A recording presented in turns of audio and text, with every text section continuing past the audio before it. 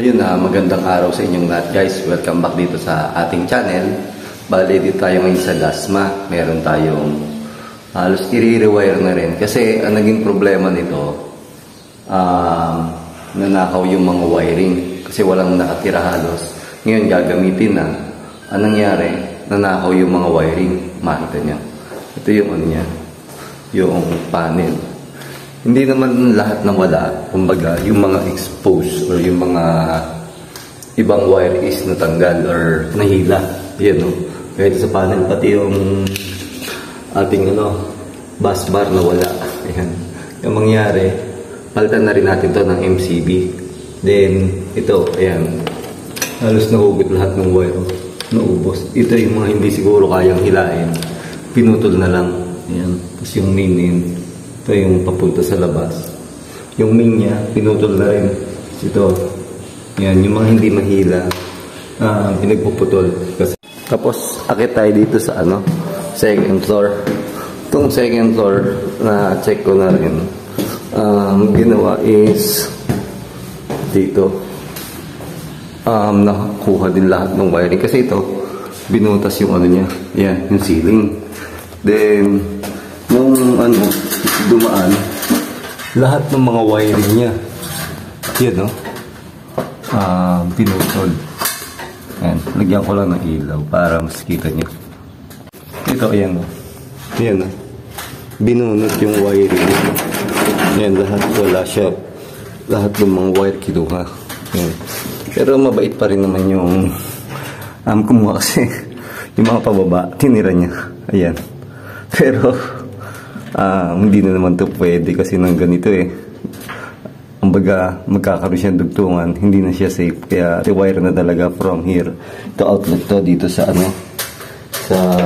yan, dito sa shower para sa water heater. So yun, tingin ko outlet yun doon sa ito, bathroom din, water heater din. Kumbaga may kanya-kanyang breaker, yun nawala yung wire. Yan, nagtira naman yun yung mga alsadang kalatira, kaya mabait pa rin. Hindi. Yun, kaya yun, malaking trabaho din to. Kumbaga rewiring talaga guys. So hindi mo pwedeng i-wire natin tong taas ng ceiling din, dudugtungan na lang natin. Yun, napaka-unsafe nun kasi may mga dugtungan. Kaya gagawin natin from here, diretso dun papunta sa panel board. Ayun naman may mga PVC, bababa naman natin. Kagandahan lang yung mga nakabaon sa sa wall is PVC, kaya hindi tayo kailangan magpalit ng insulation or hindi tayo mahirapan din na magbalik ng wire or maglagay ulit ng wire papunta doon sa panel board. Ayan. Yun una munang gagawin ko, yung mga natirang wire. Ayan, bait nung kumuha, may pinirapang wire. Yung mga natirang wire maliliit doon sa panel board, itetest ko siya. Kailangan ko ma-check yung continuity niya or kung saan siya nag-drop. Let's say sabihin natin yung isang wire dito, may isang wire dito, ito alam naman natin kung alin yung main, pero itong mga gaya nito, yan, ito maliit na yan, ito yung line 1 tsaka line 2, pag didikitin ko, then kung alin yung maging short circuit or may continuity, magbibip itong ating multimeter. Yan, para alam ko kung saan siya nagpunta. Let's say sabihin natin ito, papunta ba siya either sa outlet na yun or yung outlet dito guys.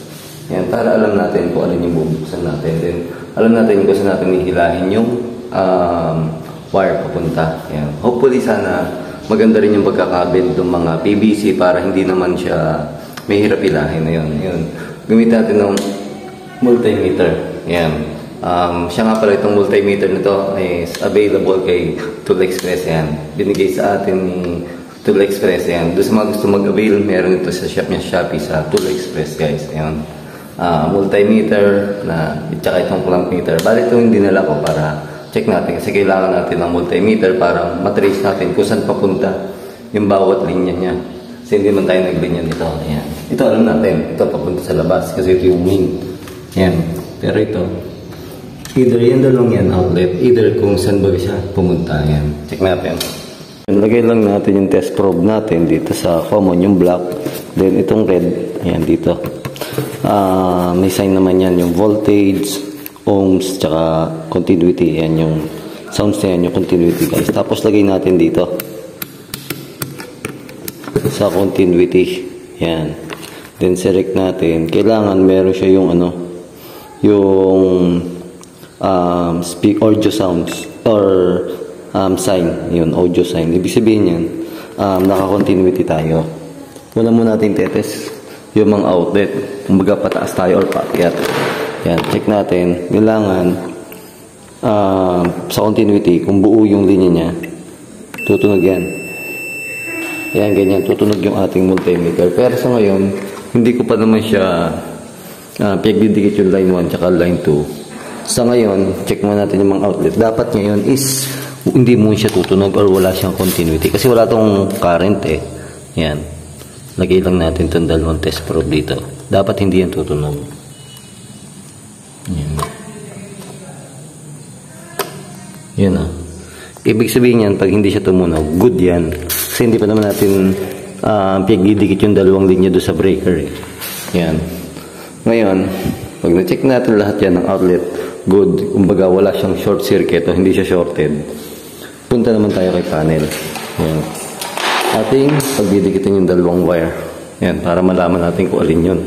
Kung saan pumunta. Ito. Siyempre, outlet yun dito sa baba. Either ito or ito.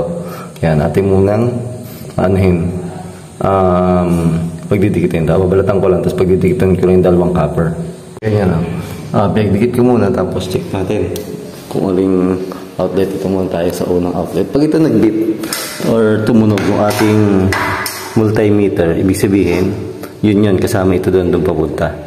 Para alam natin, yun. Di ba kanina hindi tumutunog yan? Ngayon natunog. Ibig sabihin, itong linya nito, mula dyan yung dumaan. Kasi ito yung first outlet. Papunta dito. Yan. Yan. Kaya hilahin natin yan from here. Papunta doon. I-rewire natin yan. Yan.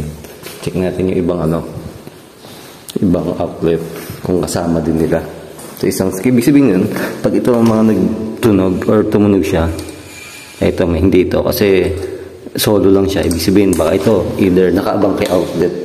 Itong outlet na to is nakaabang para kay ref. Check natin ito. Yeah. Yun, tumunog din. Sabihin magkakasama ito, yun, tapos yun. Ito nakabukod. Ito lang isa. Para kay ref yan. Kaya nakabukod yan. Ngayon. Yun. Ngayon, next step natin, bubuksan natin yung isang outlet. Yan. Kalimitan yung bubuksan nating outlet lang is yung pinakamalapit doon sa breaker. Kasi yun yung unang pupuntahan ng wire na yun papunta dito sa unang outlet. Ayan. Yan. Ito muna, buksan muna natin to. Yun. Ito yung outlet na papunta kay breaker or do sa panel board natin. Ito yun guys. Ito yung wire na to kasi ipakita sa inyo. Kasi kala ko yun naging ano pala niya from there papunta doon tapos diretso doon tapos doon yun nikot. Yun yung end na. Yun yung dulo. Kaya ito pakita ko sa inyo. Yan. Try kong hilahin para makita nyo. Pag hinila kong ganyan, gagalaw yung outlet doon. Yan. Yun o. Mapasin nyo. Yun. Diba? Kaya yan yung hihilahin natin. Yan yung papalitan natin ng wire. From there, papunta doon sa ating panel board. Ayan, papalitan natin yan. Kasi hindi man pwede nating ito, tugtungan natin. Bawa. Kasi kapos na nga siya eh. Kasi lalo pa isa pa, papalitan ng panel board. Yung MCB na. Tapos, ito gagawin natin, papalitan natin. Kumbaga, hindi natin pwede dugtungan. Yan. Yan lang yung susunod natin ito naman. Then, sumunod ito. Tapos ito. Tapos ito, pataas na yan sigurado. Hihilahin na rin natin ng wire yung mga pataas na yan. Yan. Wiring muna tayo. Pagka natin ng wiring yan. Alam na natin na yung outlet na yon is papunta doon. Kaya gagawin ko, susukatan ko siya ng wire from here papunta dito sa ating panel board. Ayan. Patang ko lang siya. Para, kasi hindi natin pwede hilahin yung wire dito. Pag hinila natin yun, nangyari sa kanya, baka mahirapan tayo magpasok ng wire kasi nga hindi ate alam ko yung maganda yung pagkakabit ng PVC. Kaya gagawin ko, sukatan ko ng wire. Paghila ko ng wire na yun, total, mabait naman yung kumuha, magtira kahit ganyan kaliit.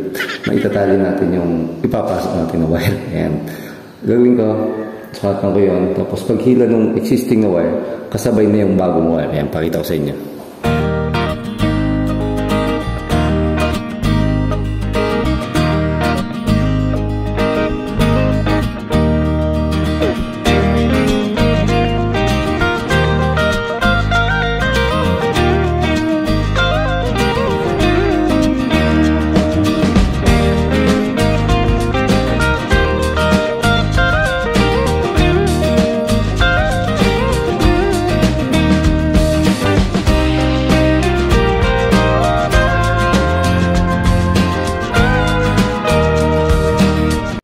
Yun, kung makapansin nyo, kaya tinali ko rin mapansin nyo, nahirapan akong maghila, magalit siya. Sabihin, hindi maganda yung pagkakabit ng elbow.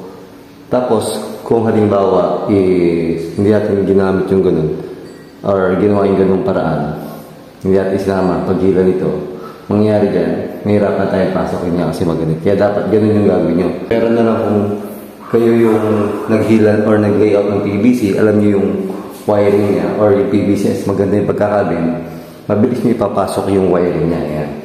Yun. Kaya ganyan yung ginawa ko. Lahat ganyan yung gagawin natin hanggang sa makatapos tayo ng hihilaan ng wire. Tapos after niya, mag-check mo tayo, mag-test mo tayo. Kasi before natin siya energize, check natin baka doon sa pagkakahila, may iba pang mga damage bukod doon sa entrada o doon sa nawalang wire. Kasi syempre yung iba hindi naman nawala lahat.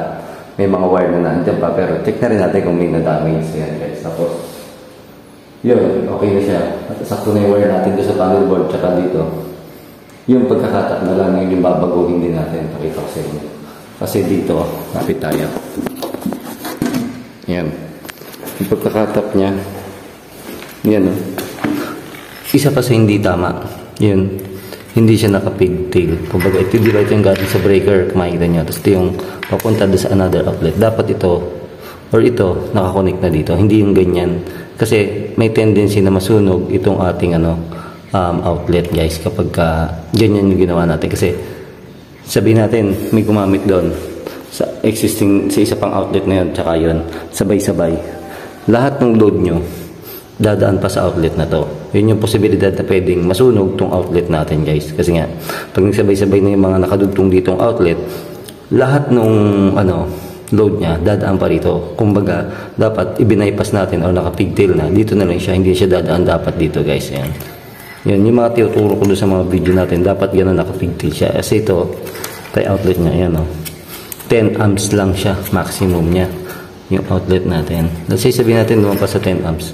Yun, pwede na masunog tong ating outlet, guys. Ano yung natin, mga wire natin, yan. Yun o, nalagyan ko na yung iba. Yan, nadugtungan ko na. Ang kulang na lang natin dito sa ground floor. Itong, yan. Ito, yung sa ilaw. Yan na rin natitira. Tapos the rest, ano na yan, spare yung iba dyan. Tapos, ilaw sa taas. Ito yung outlet sa taas. Tapos, aircon, body aircon kasi taas 3, water heater 3 din, ayan. Yun na lang yung padadaan natin ng wire. Tapos, ito na lang, dito sa baba. Yan, papalitan natin yan. Obligado pa ako magbutas ng isa pang side or portion dito, gypsum board. Kailangan ko ma-check kung saan siya nag-splice or yung junction box niya. Either sa ilaw na to. Ito yung first option natin na bubutasin. Kasi, doon sa pagkaka-splice, dapat yun yung makuha natin. Yan, pababa. Sure naman ako, from here, sa junction box, tas the rest na ilaw, hindi nawala yun or hindi nakuha kasi walang butas. Kasi itong ceiling na to, walang access yan. Kung mapapansin nyo. Yan, maliit lang yung kanyang kanyang space. Kaya hindi makapasok ang tao. Kumbaga, hindi ma-access or hindi makukuha yung wire nito sa loob. Ang gagawin ko lang, testing ko lang or magte-test lang ako kung merong grounded siya kasi matagal din napa-stop or kung halimbawa may short circuit na siya dito sa mga bukilya, sa ilaw, tapos sa linya. Ngayon kung ko na yung linya niya is short circuit na, obligado tayo mag-open ng mas malaking part nitong ceiling. Ayan. So wala naman siya access, di siya makapasok. Ganyan, bubutasin natin. Pero yun, bago yun, sasuggest ko din sa may, i-consult ko muna sa may-ari. Ayan. So ayan, nabutas ko na. Yun. Yun yung junction box. Makikita nyo. Ito. Ayan, yung junction box, yung pinag-splicean. Yan yung unang junction box. Na ito. Buti, nasilip ko dito sa isang butas na check natin. Ayan, ito yun. Hihilahin ko ito. Mapansin nyo, gagalaw yung wire. Yun. Yun. Yun, nagalaw yung wire. Yan, yun yung papalitan natin. Mula dito, papunta doon sa panel board. Ayan. Yan na rin yung papalitan natin dito sa baba. Tapos na tayo dito sa ground floor. Pero, yun, nag-splice nga pala ako ng mga outlet doon sa, dito sa ground floor muna bago tayo umakyat sa taas. Ito yung bago nating wire. Ayan. Ayan, tinalikod siya doon sa existing. Kailangan tatali natin yan na ganyan kasi yet sigurado kung papasok yung wire natin na maayos. Ayan, tapos tulak ko lang siya para hindi siya sumabit doon sa edge nitong PVC. Para pag hila ko, dire-diretso or kumbaga smooth siya. Ayan, tinali ko siya doon sa existing na wire. Ito na yung bagong wire natin. Ayan, dito tayo kay panel. Ayan na ito. Hilahin natin siya. Ayan, medyo maganit. Kasi, ayan o. Kung hindi natin, baka mahirapan tayo kasi yun, yung may wire puller na or ito yung meron na sa panghila. Medyo mahirap pa eh. Ayan. Ayan, ayun o. Okay na. Guys, lagay na lang tayo allowance. Dito. Ayan, para doon sa ating bagong panel. Ayan, okay na yung mga wire natin dito sa ground floor. Ito yung, yung kabilang dulo. Yan, pagkatapos nating malagyan ng mga wire ito dito sa ground floor, yan. Palitan natin. Splice naman tayo. Yun, pakita ko nga sa inyo yung pagkaka-splice niya. Yung tamang pag-splice, hindi yung kagaya ng existing niya. Yun, nabanggit ko sa inyo dapat. Pagkaka-splice niya is naka-pigtail. Yan. Splice ko muna to para makita niyo kung paano ako mag-splice. Yung tamang pag-splice sa convenience outlet, yung safe. Yan yung tamang pagka-splice niya or connection niya. Kasi ito yung galing kay breaker, guys. Ito. Yan. Ito yung galing kay circuit breaker. Then ito yung papunta sa another outlet. Ayan. Dapat nakaganyan siya. Yan, nakapigtail. Ito, i-splice nyo to dito. Yan, tsaka ito. Ayan. Tapos itong matitira, ito yung ikakabit nyo sa convenience outlet, guys. Ayan. Nagyan ko lang ito. Tapos, pakita ko sa inyo pag kinabit yung convenience outlet. Ayan, ito yung tama at safe na pagkakabit ng convenience outlet na merong kasamang ibang outlet. Ayan guys, nakapigtail siya. Tapos yung dalawa na lang na natira, siya yung nakakabit dito sa convenience outlet natin. Ayan, para kahit gumamit kayo ng load sa ibang outlet, hindi masusunog or maapektuhan itong ito kauna-unahan nating outlet or itong dinaanan na outlet. Kasi yung load nun, hindi ito dadaan dito. Dito na siya diretso sa ating misplice guys. Ayan. Yun, bali dito sa ground floor, nakatapos na tayo pati yung sa outlet, tsaka sa ilaw, tsaka yung sa SPO niya, yun sa para sa rep, tsaka yung sa water heater niya dito. Meron siyang SPO din dito sa bathroom eh. Yun. Yung special outlet, ayun yung kay water heater. Yan. Tapos, yung lahat ng bata, ang susunod ko naman is sa second floor na tayo. Yun, medyo marami-raming SPO doon, bali tatlong aircon, dalawang water heater, tapos convenience outlet, tsaka yung ilaw. Ayan. Ayan, bali yan lang muna. Kasi papakita rin sa inyo paano palitan to ng panel board, yung MCB na guys. Ayan, bali yan lang muna guys kasi ay medyo haba na yung video natin. Kaya gawa ko lang another video sa taas, yung sa second floor guys. Ayan, bali next video pakita ko naman yung pag-wiring sa taas, tapos yung paglagay natin ng MCB, pagpapalit nito guys. Yan. Bali, dito lang muna guys. Video natin yan. Maraming salamat po sa inyo lahat. Stay safe guys and God bless po.